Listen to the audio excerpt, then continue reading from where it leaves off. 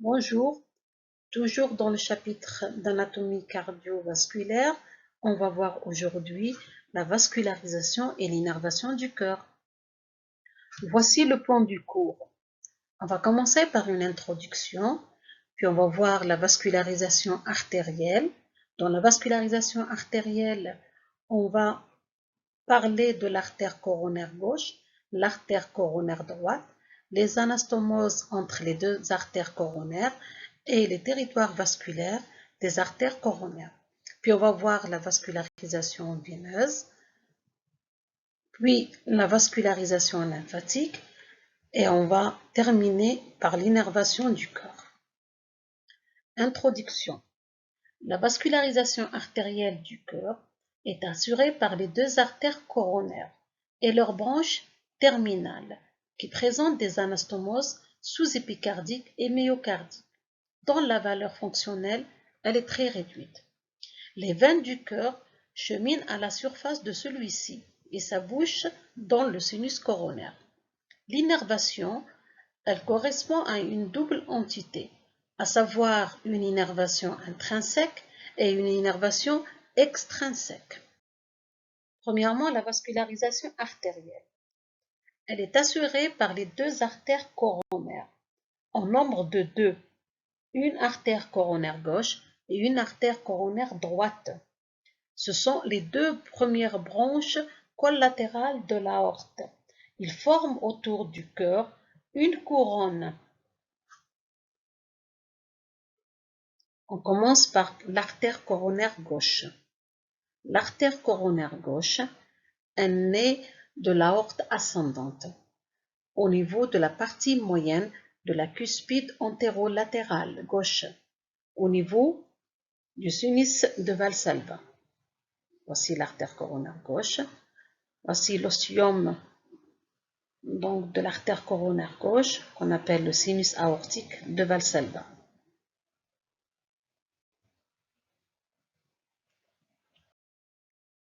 Le trajet de l'artère coronaire gauche est très court.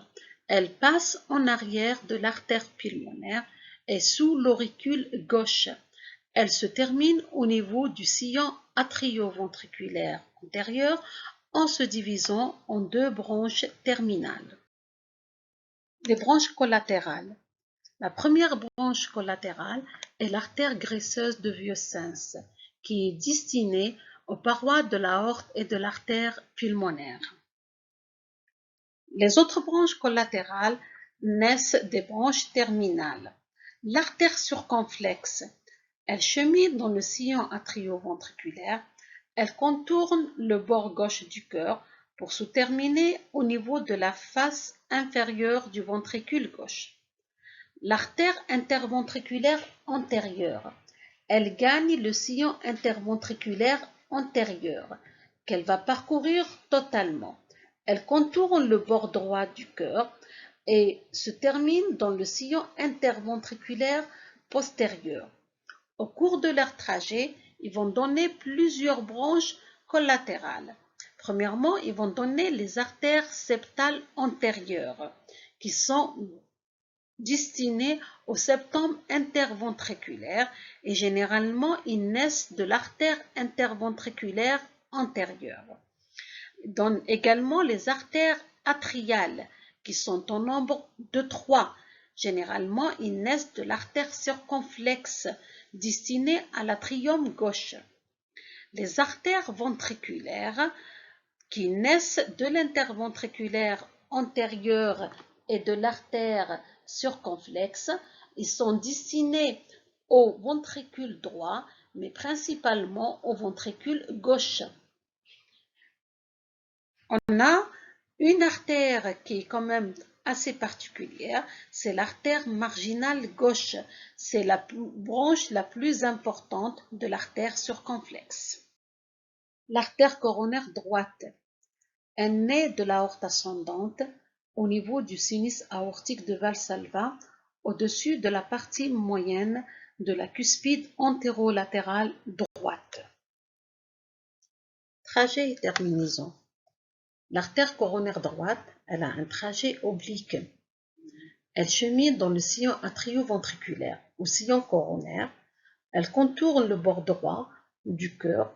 Elle se coude pour rejoindre le sillon interventriculaire postérieur. Et elle change de nom. Elle devient l'artère interventriculaire postérieure. Les branches collatérales. Elle va donner l'artère nourricière de l'infundibulum pulmonaire et l'aorte. C'est l'artère graisseuse de Vieussens, droite. Elle donne des branches ascendantes, c'est les artères atriales droites, généralement au nombre de 3.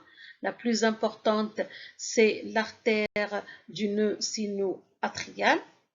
Elle donne des branches descendantes ventriculaires, antérieures pour le ventricule droit, l'artère marginale droite, et elle va donner les artères septales postérieures. Les anastomoses.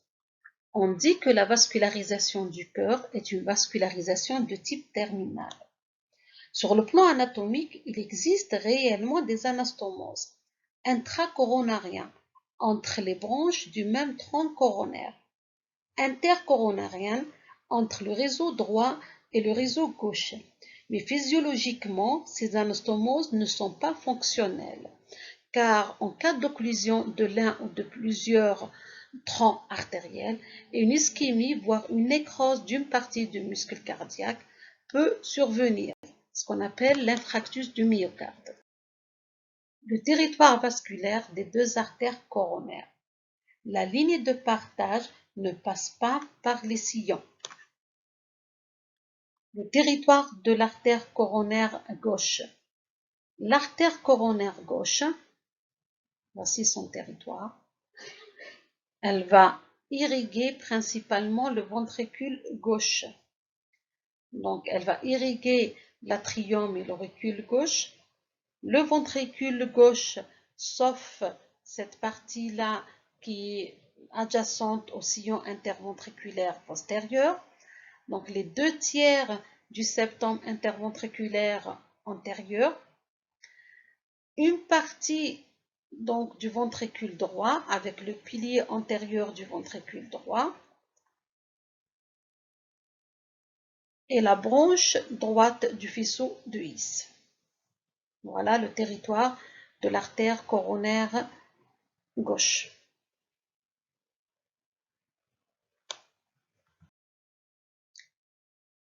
Voici le territoire de l'artère coronaire droite. Donc l'artère coronaire droite, elle va irriguer l'atrium droit et l'auricule droit. Le septum interatrial, elle va irriguer donc le ventricule droit, sauf le pilier antérieur du ventricule droit. Elle va irriguer le pilier postérieur du ventricule gauche. Donc le tiers inférieur au tiers postérieur de septum interventriculaire et principalement elle va irriguer presque en totalité le système cardio-necteur. La vascularisation veineuse. Deux systèmes assurent le retour veineux. Un système principal regroupe les veines superficielles satellites des artères coronaires et un système accessoire regroupe les veines profondes qui se drainent directement dans les cavités cardiaques. Voici les veines qui assurent le drainage veineux du cœur. On a le sinus coronaire, la grande veine coronaire, les petites veines du cœur et les veines de Tébésus. Le sinus coronaire, c'est un segment veineux dilaté situé à la face postérieure du cœur. Son origine coïncide avec la terminaison de la grande veine coronaire. Et sa terminaison, il se termine directement dans l'atrium droite. Il présente deux valvules.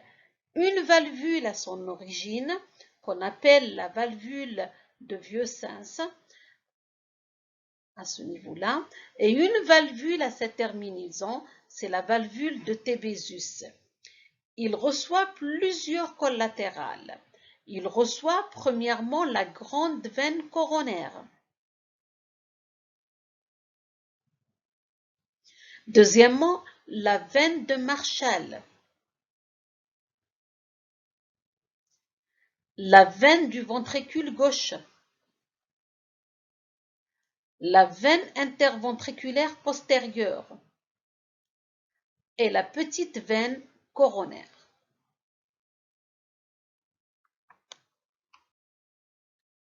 La grande veine coronaire.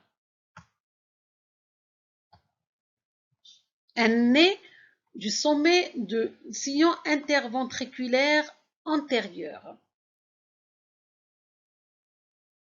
au niveau de l'apex. Elle chemine dans le sillon interventriculaire antérieur, puis dans le sillon atrioventriculaire ou le sillon coronaire. Elle contourne le bord gauche du cœur pour se placer dans la face postérieure et se termine dans le sillon coronaire.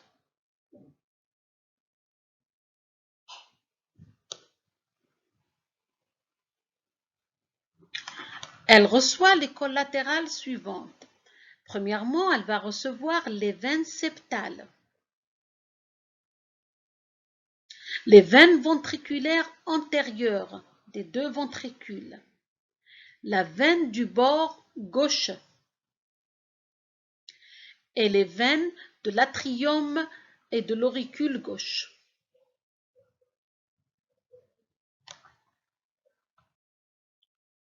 Les veines profondes qui se drainent directement dans les cavités cardiaques, on a les petites veines du cœur ou veines de Gallia.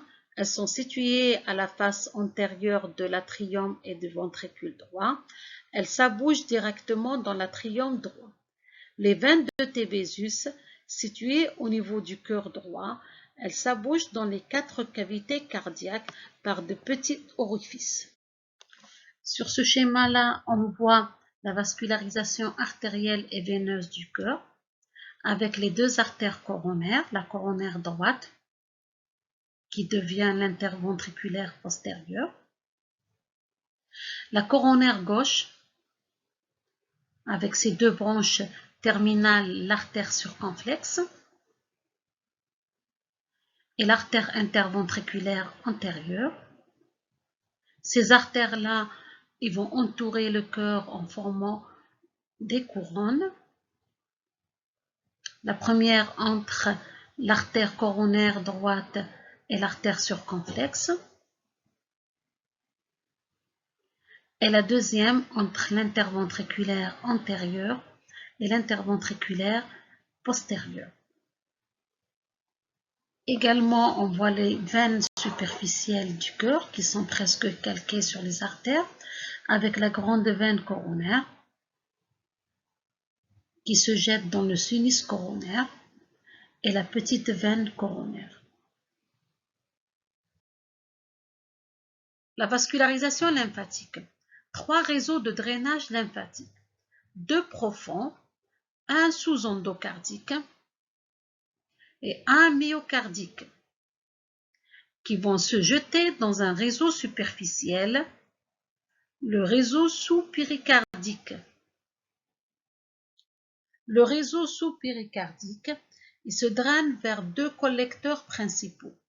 Un collecteur lymphatique principal droit qui rejoint le canal thoracique et un collecteur lymphatique principal gauche qui se termine dans la grande veine lymphatique. Voici le canal thoracique.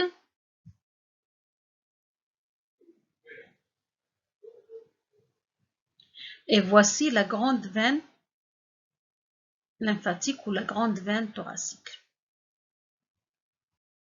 L'innervation du cœur. L'innervation du cœur est assurée par une double entité. Une innervation intrinsèque, responsable de l'automatisme cardiaque, et une innervation extrinsèque qui assure la régulation de cet automatisme cardiaque par 2 systèmes, un système sympathique cardio-accélérateur et un système parasympathique cardio-modérateur. L'innervation intrinsèque. Le système cardio-necteur est chargé de coordonner les contractions des différentes cavités cardiaques. Il est formé par des formations en amont. On a deux. Ce sont les nœuds. Le nœud sinusal et le nœud atrioventriculaire. Et des fibres unies en faisceau. Le faisceau atrioventriculaire, ou faisceau de His, et leurs branches. Le nœud atriosinusal, appelé également le nœud de Keteflach, il est situé près de l'ostium de la veine cave supérieure. Il est considéré comme le starter du cœur. En cas de défaillance, il peut être remplacé par un stimulateur cardiaque, ce qu'on appelle le pacemaker. Le nœud atrioventriculaire, appelé également le nœud d'Ashov-Tavara. Il est situé au niveau de la partie inférieure du septum interatrial.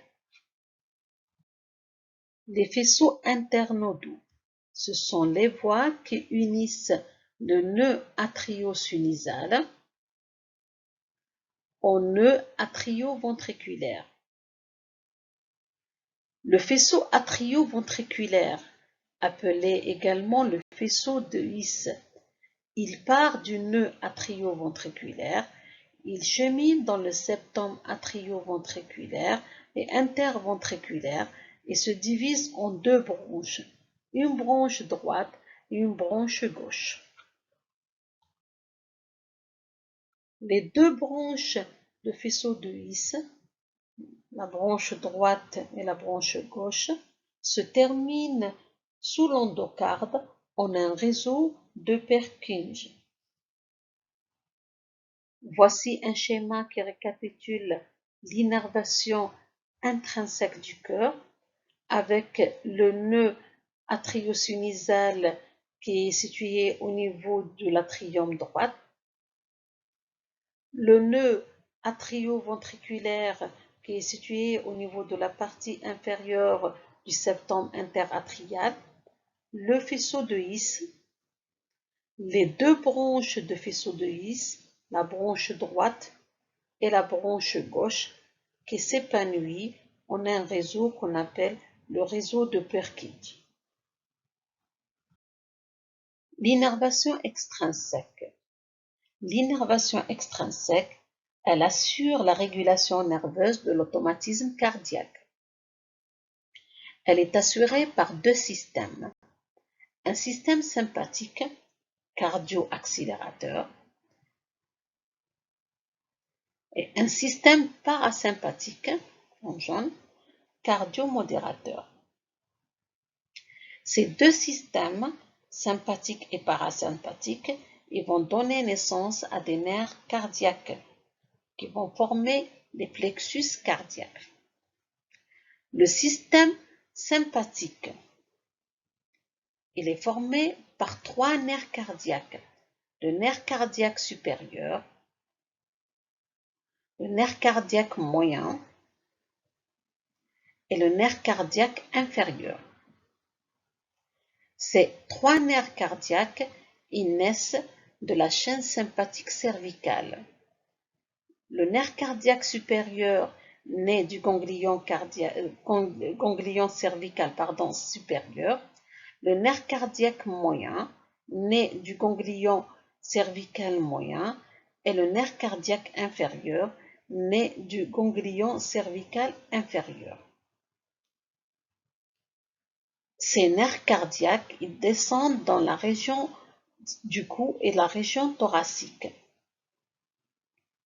Ils se terminent en formant deux plexus cardiaques, un antérieur, se termine dans le ganglion de Weisberg, et un postérieur,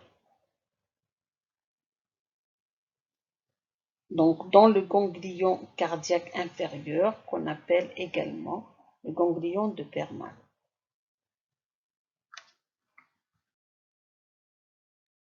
Le système parasympathique, il est formé par les branches du nerf pneumogastrique ou le nerf vague. Le nerf pneumogastrique, il va donner 3 nerfs cardiaques. Un nerf cardiaque supérieur, un nerf cardiaque moyen et un nerf cardiaque inférieur.